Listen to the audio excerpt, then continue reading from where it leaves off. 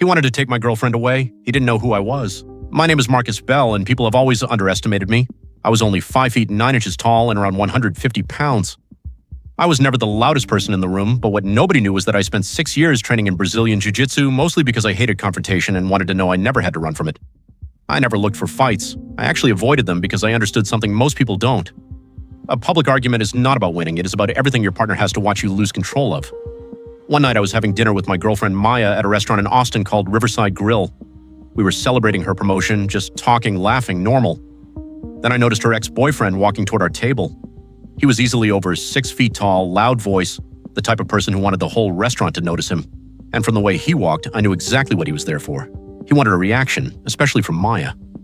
He stopped right beside our table without waiting to be invited. Then he looked at her and smiled. "So this is the guy you left me for?" "Really?" Maya's face went pale. She tried telling him this wasn't the time, but he ignored her. He pulled a chair from the next table and sat down uninvited. Then finally he looked at me. "You should probably get up now," he said. I stayed where I was, not because I wanted trouble, but because I had done nothing wrong. I calmly continued eating my dinner. That clearly bothered him. He expected fear. He expected me to disappear. Instead, I stayed calm. He leaned closer. "Are you ignoring me?" he asked. I told him we were just finishing our dinner. That was when he reached over and knocked my glass off the table. It shattered on the floor. The people around us started watching. He laughed, making jokes about me being too soft to say anything. I didn't react. Years of training taught me patience.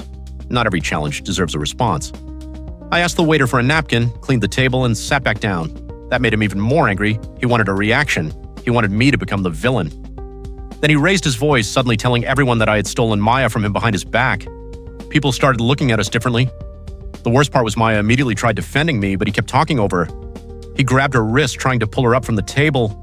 She told him to let go, but he refused. His fake smile disappeared. Everyone could see she was scared now. She tried pulling away, and he tightened his grip.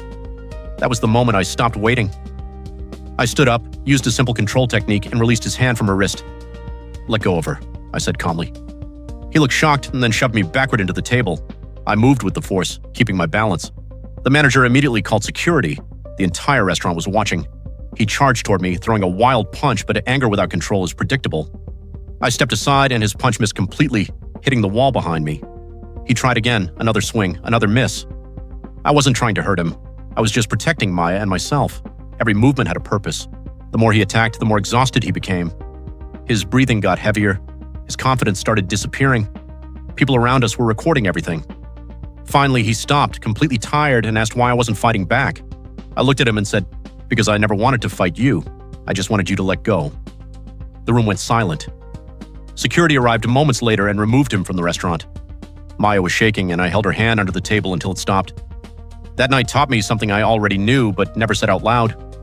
Anyone can raise their voice, but staying calm when someone you love is scared is what real strength looks like. The loudest person in the room is not always the one in control. Sometimes the person quietly holding it together is the one protecting everyone else.